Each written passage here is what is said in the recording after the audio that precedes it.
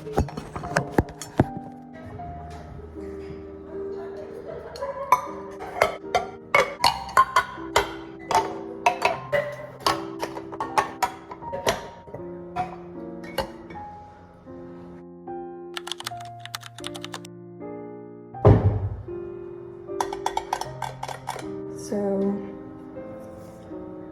Yamabuki? I don't even remember this one. If you can't tell, I really like Rockies. I'm a very big Rockies fan. This one, I think I don't have anything good or bad to say about it, but it's a good everyday matcha. I remember it being around $1 per gram.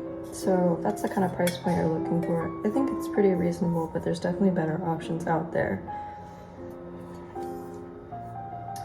Ooh, Shiranami. Very reliable everyday brand, I would say.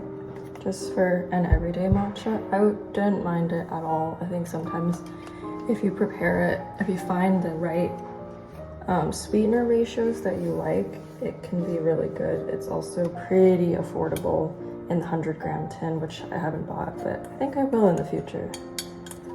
Ow. The Matchaologist's Maya. I hated this one. This is my least one out of all of them here. I trudged through it. Usually I can finish a 100-gram tin like this in about like 3 weeks because I drink daily.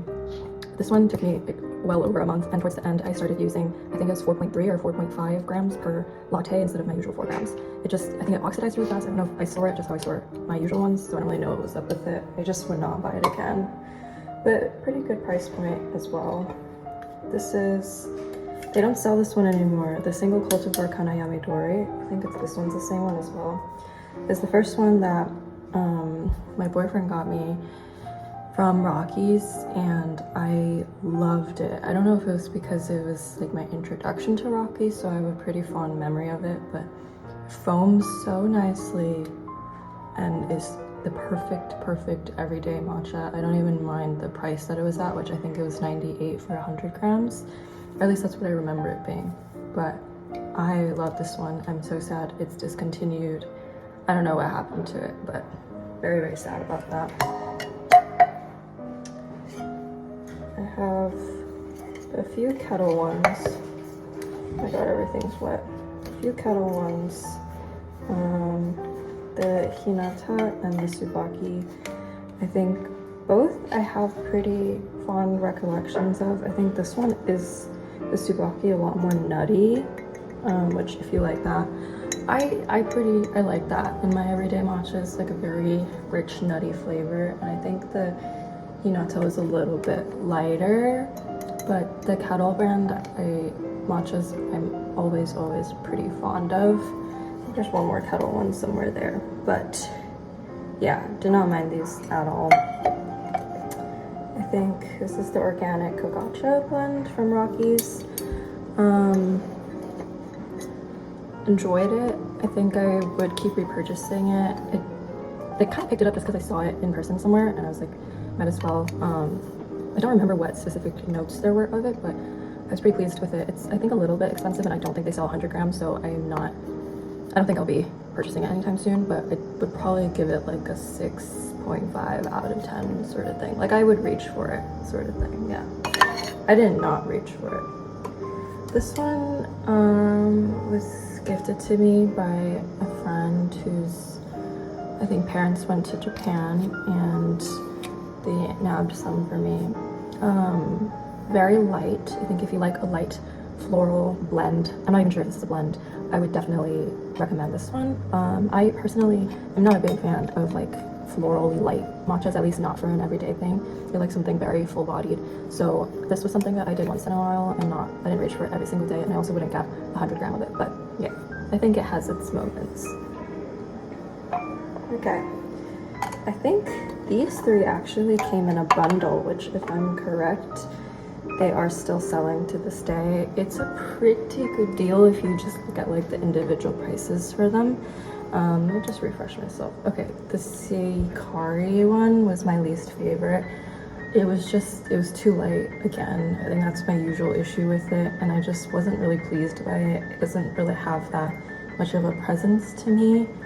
And I think undoubtedly my least favorite Rockies matcha.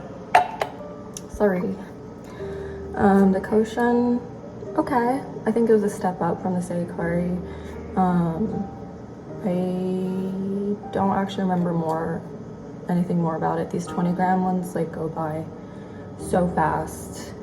If I'm not like actually paying attention to them, they just get used up and I forget if I actually like them. I just have the vague impression of whether or not I liked it.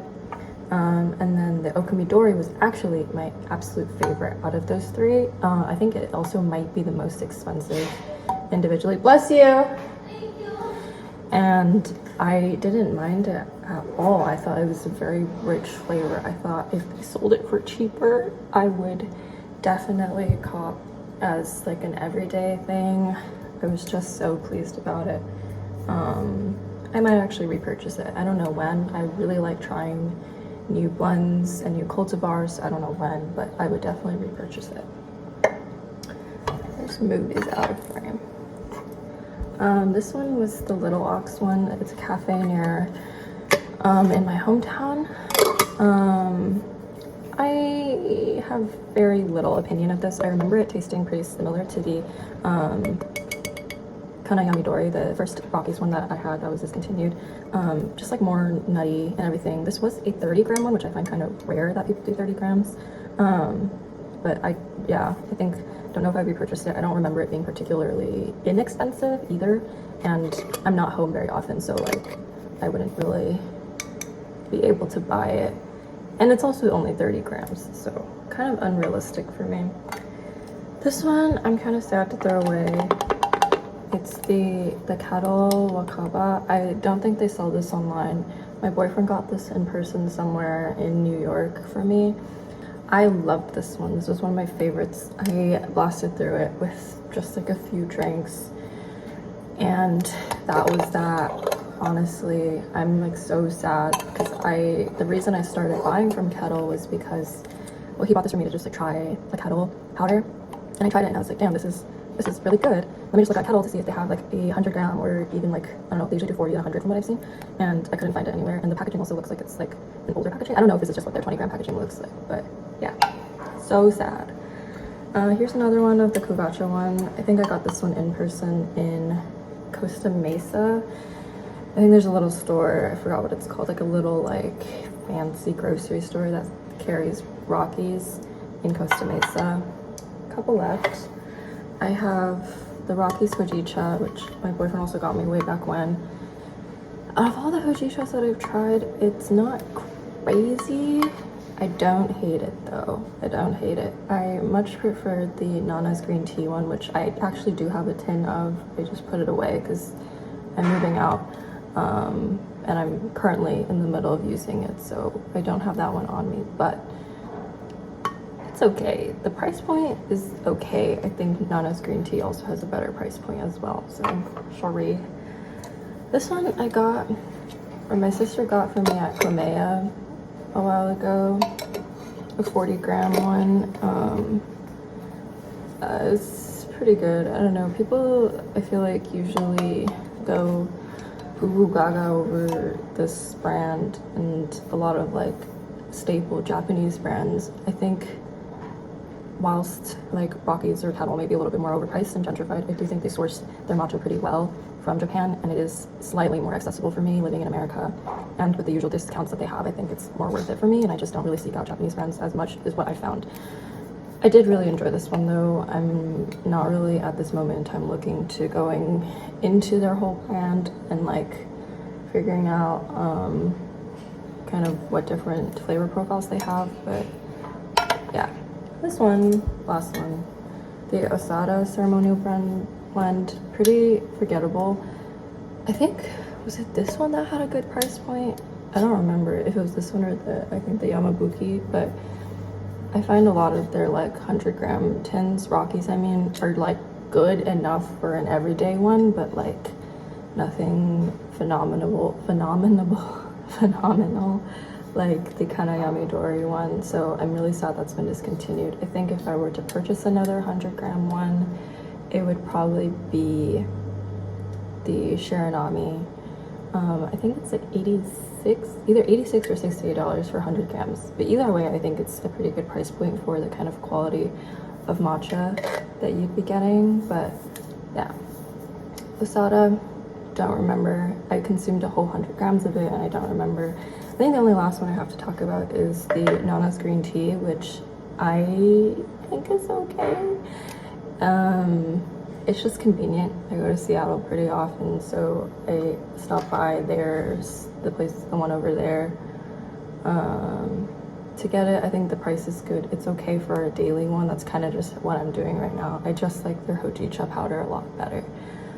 I did buy another kettle one. I forgot which blend it is, but I shipped it back home on accident instead of here, so I was not able to try it. But these are my 2025 to 2026 so far matcha tin reviews.